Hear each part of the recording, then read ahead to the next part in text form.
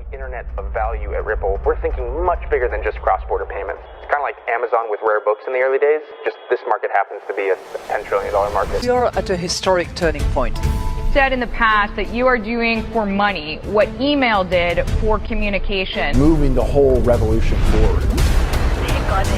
There's trillions of dollars parked around the world. RP. Is there a possibility that Ripple could take over SWIFT one day? Welcome back, ladies and gentlemen, to another episode of 24 Hours Crypto. Let's get right into today's very important video. Everything that we have discussed on this channel will become reality very soon. Just like the video we published back on July 1st, 2021. The title of that video was XRP is working with Mastercard in silence. This is crazy. And guess what? Fast forward to almost over 2 years. Yesterday, August 18th, Mastercard formed CBDC partner program with Ripple. Consensus. Ladies and gentlemen, go ahead and smash that like button. You just got to see where things are headed. If you understand how these corporations move, then you're laughing to the bank, because such a small amount of the world's population will actually understand and take what I'm saying back in 2021 nonsense, what people like to call it, but we call it just connecting the dots and understanding how these big companies work and operate. Because back in 2021, we had Sandy Young. Okay, Sandy Young worked at Mastercard for 5 years and 6 months. After that, she came on to Ripple as the managing director of UK, Europe, and the board of directors. But at Mastercard, what she was looking into was digital and fintech segment global lead. So she was in the fintech sector, and we know Mastercard and Visa, which we've been yelling for years now, that they're all going to end up utilizing RippleNet technology, whether they like it or not. They don't have an option. Let me know what you guys think in the comments down below. And a lot of you said, it's not announced. You're making speculation. There's nothing been announced yet. No, just take a listen to what Brad says here. And so, again, we don't pre-announce customers until we're ready to talk about those customers.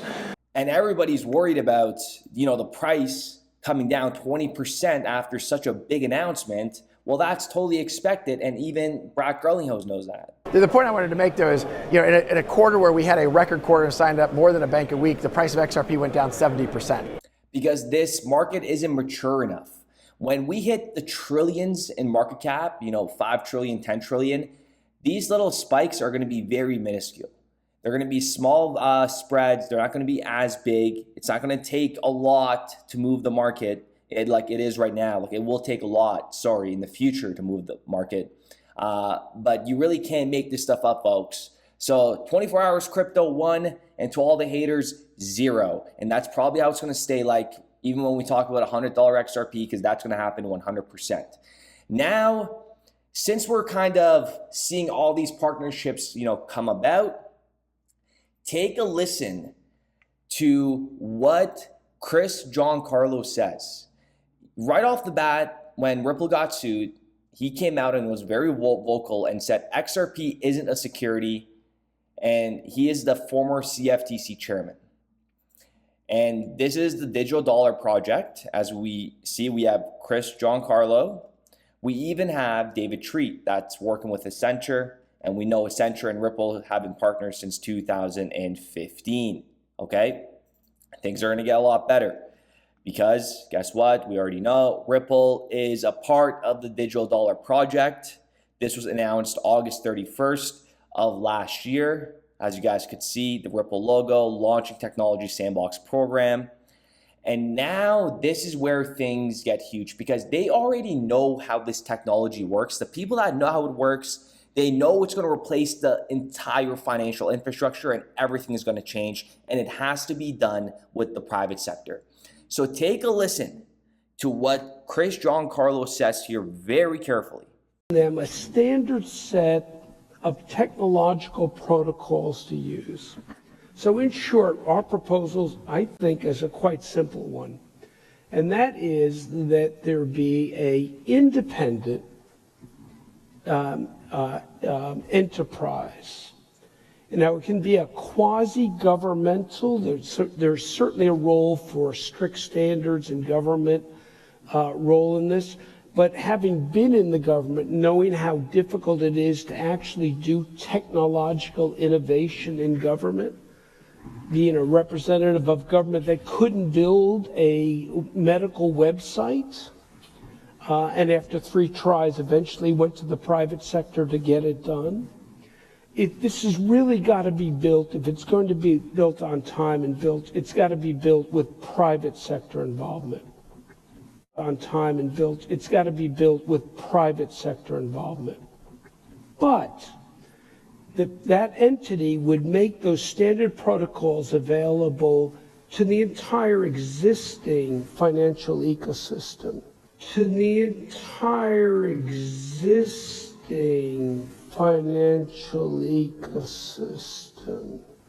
To banks, payment providers, and others, standard set of protocols. That entity would make those standard protocols available to the entire financial ecosystem. That is what we call, ladies and gentlemen, a level playing field. Go ahead and smash that like button. It's completely free. Subscribe to the channel if you're new. We talk nothing but facts on this channel. People want to call it opium. People want to call me delusional. People want to call just saying clickbait bullshit. But folks, time will settle all arguments. $100 XRP will happen. $50, $20. It's all going to happen. Just look at everything playing out perfectly like we said it would. Now, let's keep going here. We're not done yet. Ripple says US banks will want to use XRP after partial victory in the SEC fight. We know that. The banks are coming. There is no stopping them. Like I said, even Mastercard and Visa, there's patents that they can't go through unless Ripple wants to license them. But there's a lot of stuff that you just can't do without Ripple. Even Ripple was very bullish on this. This was back on January 25th, 2022. We're excited to hear that the concept of a digital dollar is being taken seriously and appreciate the Fed's openness to hearing from the public on this issue, aka that would be them, and the Fed is where Michael Barr is right now. We believe that public-private collaboration is the best way to ensure fully informed outcomes. Boom, mic drop. Like, we already know that it's going to be public and private sector involvement, and that entity requires the highest level of regulatory clarity, ladies and gentlemen. And that is why Ripple was sued. Hands down, 100% fact. Like it or not, if you disagree, just get out of here. You do not understand what the heck is going on. Gonna be very blunt and straight up here. And now let's get into 2 videos. This is Mastercard's VP. Okay, this is pretty big.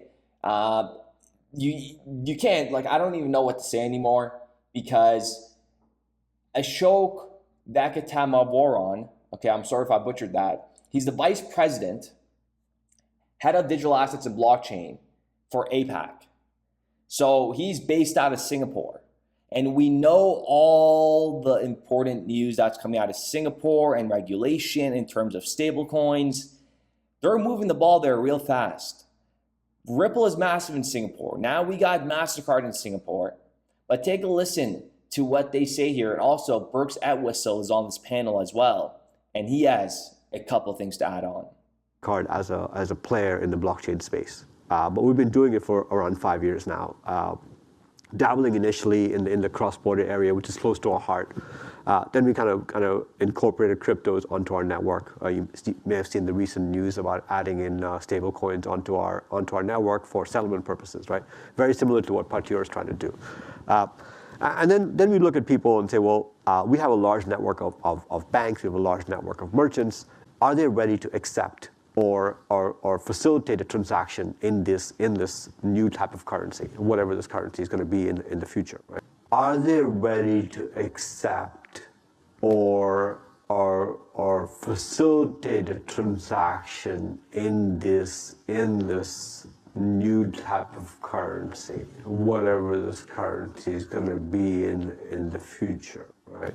And we're a network. We're trying to facilitate these transactions. So initially, we feel that there are more people willing to pay with cryptocurrencies. There isn't as much of an acceptance network as of now, but we think there's a massive opportunity to do this better. This is the internet of value. It's moving value.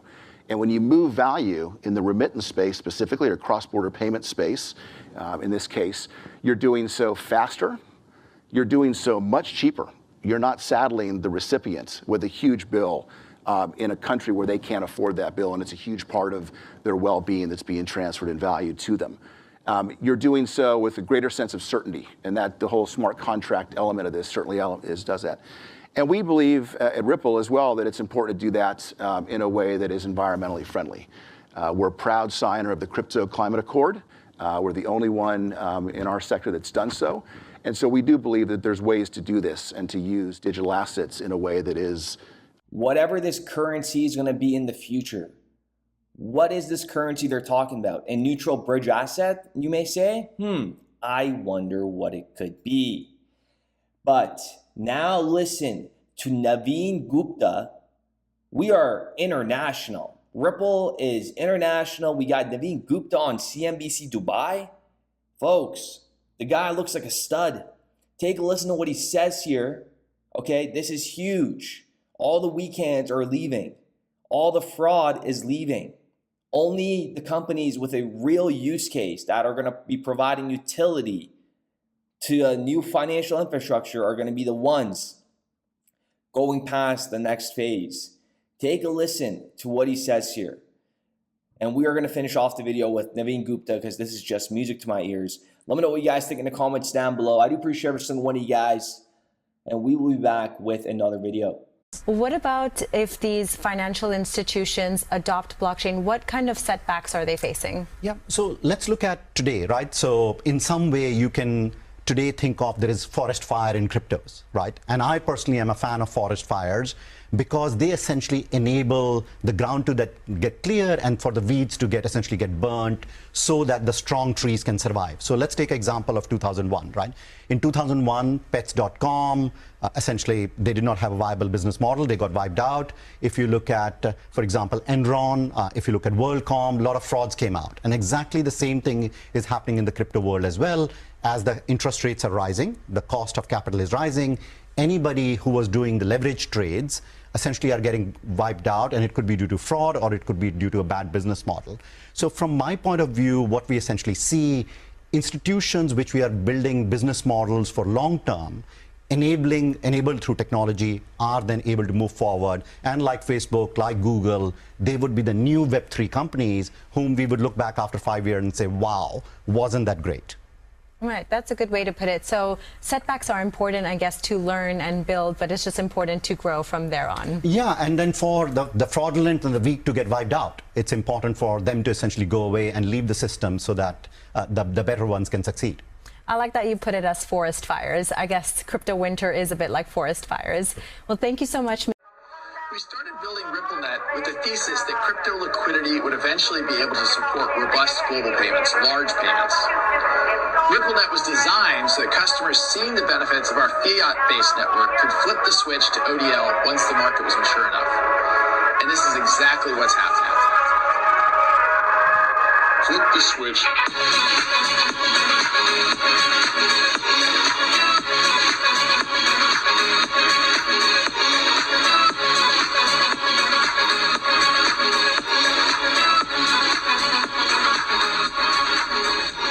I think what we're building has, it's solving a real problem.